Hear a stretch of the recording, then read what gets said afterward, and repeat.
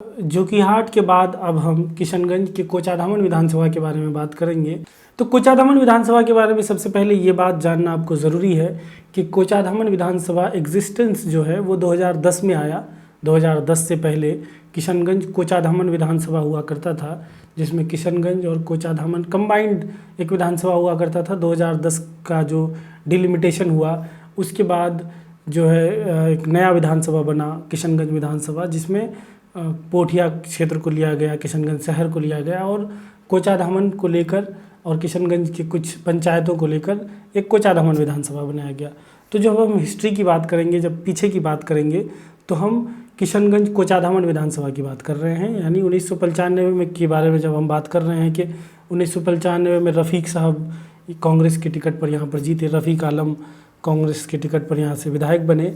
44,000 vote उन्होंने लाया। उन्होंने मुन्ना मुश्ताक जनता दल के नेता हुआ करते थे, तो उन्हें 32,000 वोट उन्होंने लाया। मुन्ना मुश्ताक ने मुन्ना मुश्ताक को हराया। और बीजेपी से उस वक्त गुरुचरण सिंह लड़ा करते थे यहाँ चुनाव, उन्होंने 23,000 वोट लाया। सादिक समदानी समाजवादी पार्टी के टिकट पर चुनाव लड़े और उन्होंने 8,000 वोट लाया।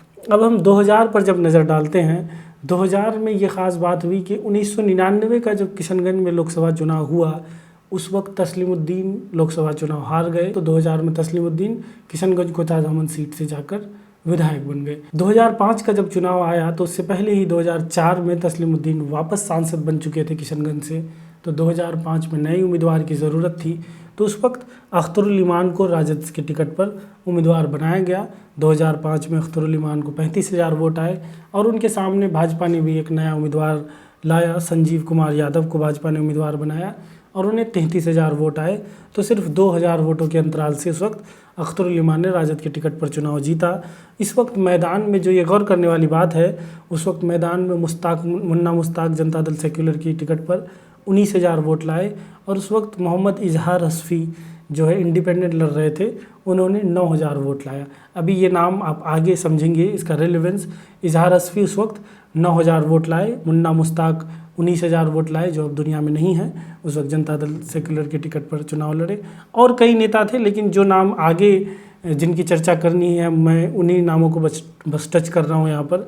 2005 के अगर हम दूसरे चुनाव की बात करें तो 2005 के दूसरे चुनाव, अक्टूबर वाले चुनाव में फिर से अख्तरुल ईमान राजद के टिकट पर चुनाव लड़े।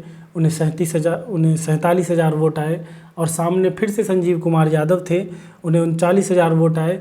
यानी कि लगभग 8,000 वोटों के डिफरेंस से फिर से अख्तरुल ईमान दूसरा चुनाव भी 2005 का जीत गए। फिर मुन्ना मुश्ताक सामने थे, लेकिन इस बार लोजपा के उम्मीदवार थे मुन्ना मुश्ताक और उन्हें 19,000 लगभग 19,500 वोट आए। और इजहार हस्फी को इस बार 5,000 वोट आए। इजहार हस्फी इस बार समाजवादी पार्टी के उम्मीदवार थे। यानी कि 2005 का जो आप फरवरी का चुनाव देखेंगे और 2005 का अक्टूबर का चुनाव देखेंगे कोचाधामन के अंदर, तो फर्स्ट 4 जो कैंडिडेट का ऑर्डर है, जो वोटिंग ऑर्डर है, वो बिल्कुल नहीं बदला। बस किस कैंडिडेट ने कितना वोट लाया ये ज़रूर बढ़ा घटा है, लेकिन 2005 का फरवरी और अक्टूबर का चुनाव का रिजल्ट पहले 4 कैंडिडेट का सेम रहा। अब 2010 की जब हम बात करते हैं तो 2010 में फिर से राजद के उम्मीदवार अख्तरुल ईमान थे, लेकिन इस बार जदयू के टिकट पर सामने मुजाहिद आलम थे, क्योंकि भाजपा ये सीट जीत नहीं पा रही थी और इस बार भाजपा ने इस सीट को जदयू को दे दिया। तो जदयू के टिकट पर मुजाहिद आलम चुनाव लड़े और मुजाहिद आलम को 28,000 वोट आए, 28,264 वोट आए। अख्तरुल ईमान को 37,268 वोट आए और इस बार भी अख्तरुल ईमान चुनाव जीत गए लगभग 9,000 वोटों के डिफरेंस से। और सामने सादिक समदानी कांग्रेस के टिकट पर थे, उन्हें 9,000 वोट आए। और इंतखाब आलम एनसीपी के टिकट पर चुनाव लड़े। ये नाम भी आगे इसका भी चर्चा होगा, तो ये भी आप एक बार जान लें कि एनसीपी के टिकट पर उस वक्त इंतखाब आलम चुनाव लड़े और उन्हें लगभग 7,000 वोट आए। उसके अलावा कई कैंडिडेट हैं, लेकिन आगे रेलेवेंस है नहीं, तो उनके बारे में हम बात नहीं करेंगे। तो अख्तरुल ईमान को 37,000 वोट आए, मुजाहिद आलम जदयू के टिकट पर 28,000 वोट लाए, सादिक समदानी कांग्रेस के टिकट पर 10,000 वोट लाए और मोहम्मद इंतखाब आलम 7,000 वोट एनसीपी के टिकट पर लाए। अब 2015 चुनाव आता है, लेकिन 2015 चुनाव से पहले 2014 कोचाधामन उपचुनाव को भी समझना ज़रूरी है। 2014 में ये हुआ कि 2014 के वक्त भाजपा और जदयू का गठबंधन टूट गया। भाजपा और जदयू का जब गठबंधन टूटा तो जदयू को लोकसभा चुनाव लड़ने के लिए नए नए उम्मीदवारों की तलाश थी। तो जदयू ने यहाँ से कोचाधामन से जो उस वक्त विधायक हुआ करते थे राजद के अख्तरुल इमान, उन्हें अपना लोकसभा चुनाव में जदयू ने उम्मीदवार बनाया और इसी वजह से कोचाधामन विधानसभा उपचुनाव हुआ। जब कोचाधामन विधानसभा उपचुनाव हुआ तो वापस जदयू ने मुजाहिद आलम को वहाँ पे अपना उपचुनाव में उम्मीदवार बनाया और मुजाहिद आलम 2014 में विधानसभा चुनाव जीत गए। तो 2014 में कोचाधामन से पहली बार विधायक बने। 2015 में जैसा कि आपको पता है कि महागठबंधन बना, जदयू राजद कांग्रेस एक साथ आई और महागठबंधन के उम्मीदवार जदयू के टिकट पर फिर से मुजाहिद आलम बने। सामने इस बार AIMIM के टिकट पर अख्तरुल इमान थे। मुजाहिद आलम को 55,000 वोट आए, अख्तरुल इमान को 36,886 वोट आए और बीजेपी के टिकट पर इस बार अब्दुल रहमान लड़े और अब्दुल रहमान को 34,783 वोट आए। क्योंकि जदयू और बीजेपी अलग हो चुकी थी तो जदयू का भी कैंडिडेट था, यहाँ बीजेपी का भी कैंडिडेट था और AIMIM भी एंट्री बिहार में तब तक मार चुकी थी। तो 36,000 वोट वहाँ पर 36,886 वोट AIMIM को आए। उसके अलावा कई और कैंडिडेट हैं। जाप के टिकट पर गुलरेज रोशन चुनाव लड़े जिन्हें सिर्फ 1348 वोट आए और कई कैंडिडेट हैं जिनका आगे रिलेवेंट है। आगे इस बार उस चुनाव में उतना इम्पैक्ट रहेगा नहीं, इसलिए हम उन पर बात नहीं करेंगे ज़्यादा। तो अब हम इस बार के चुनाव की अगर बात करें तो इस बार समीकरण कोचाधामन का फिर से बदल चुका है। कोचाधामन में नए चेहरे सामने आ रहे हैं। जदयू के टिकट पर मुजाहिद आलम तो चुनाव लड़ेंगे ही। उसके अलावा AIMIM से नया चेहरा वहाँ पर सामने आया है।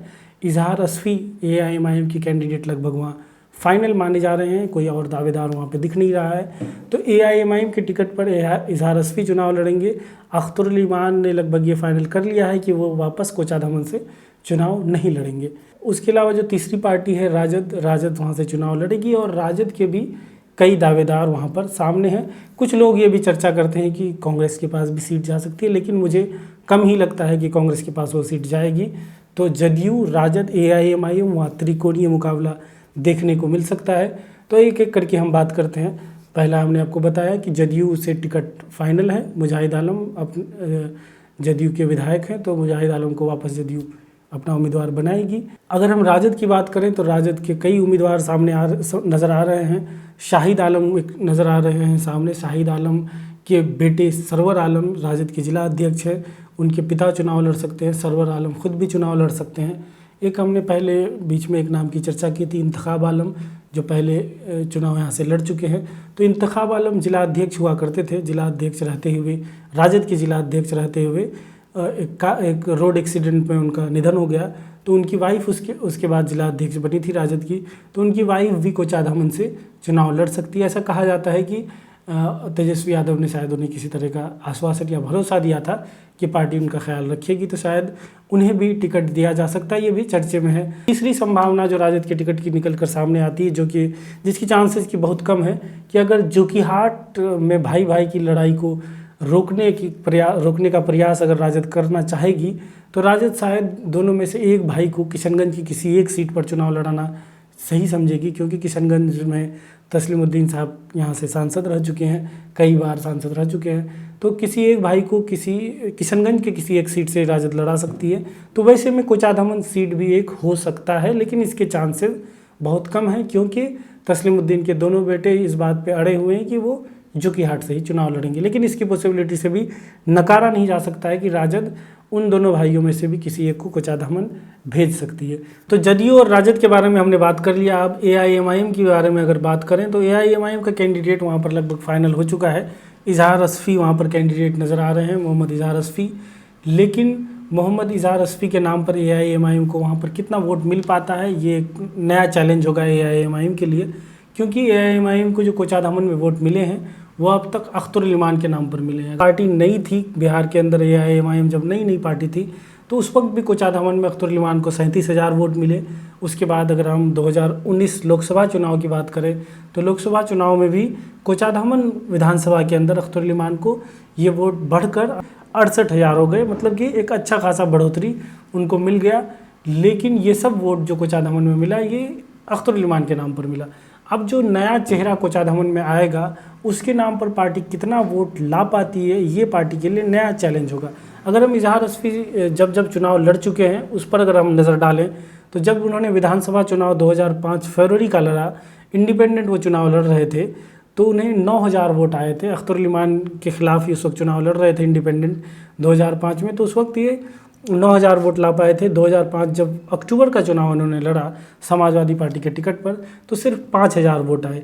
उससे भी रिसेंट अगर हम बात करें, एक जब जिला परिषद का इन्होंने चुनाव लड़ा, जिला परिषद के चुनाव 2016 में हुआ, तो जिला परिषद के चुनाव में जब ये महिला सीट था तो इनकी वाइफ चुनाव लड़ी वहाँ से, तो इजहार रज़वी साहब को 11,000 वोट आए जिला परिषद के चुनाव में, और ये जिला परिषद का चुनाव हार गए। तो ये एक बड़ा चैलेंज है कि जिला परिषद का चुनाव भी हार चुके हैं। 2005 में जब इन्होंने खुद विधानसभा चुनाव लड़ा तो ज़्यादा वोट नहीं ला पाए। तो इनके चेहरे पर AIMIM को कितना वोट आ पाता है, एक नया चैलेंज है AIMIM के लिए। कोचाधामन में एक अलग तरह का यहाँ चैलेंज होगा। वहीं दूसरी तरफ जदयू के उम्मीदवार मुजाहिद आलम के सामने जो चैलेंज होगा वो एक नया चैलेंज ये होगा कि 2014 में जब उन्होंने चुनाव लड़ा तो भाजपा और जदयू अलग अलग थी।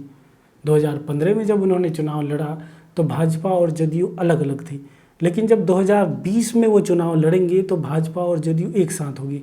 कोचाधामन जैसा सीट जो मुस्लिम मेजोरिटी सीट है, ऐसे में जदयू और भाजपा के साथ रहते हुए क्या जदयू इस सीट को बचा पाएगी, क्या मुजाहिद आलम इस सीट को जीत पाएंगे, ये भी उनके लिए एक बड़ा चैलेंज होगा। उसके अलावा अगर हम राजद के चैलेंजेस की बात करें तो राजद के सामने चैलेंज ये है कि राजद का वहाँ पर कोई बड़ा चेहरा नहीं बचा है। कोचाधामन में अभी कुछ दिखता नहीं है कि उम्मीदवार कौन होगा, राजद किसके चेहरे पर चुनाव लड़ेगी। तो ये तीनों पार्टी के सामने अलग अलग चैलेंजेस हैं। AIMIM के सामने चैलेंज है कि उनके उम्मीदवार के नाम पर कितना वोट आ पाता है, और मुजाहिद आलम जो विधायक हैं उनके सामने चैलेंज ये है कि जदयू और बीजेपी जब साथ है ऐसे में वो कितना प्रभाव वहाँ पर डाल पाते हैं, पुनः पिछले चुनाव की तरह वोट ला पाते हैं या नहीं ला पाते हैं। और राजद के सामने चैलेंज ये है कि राजद का वहाँ पर कोई चेहरा नहीं है।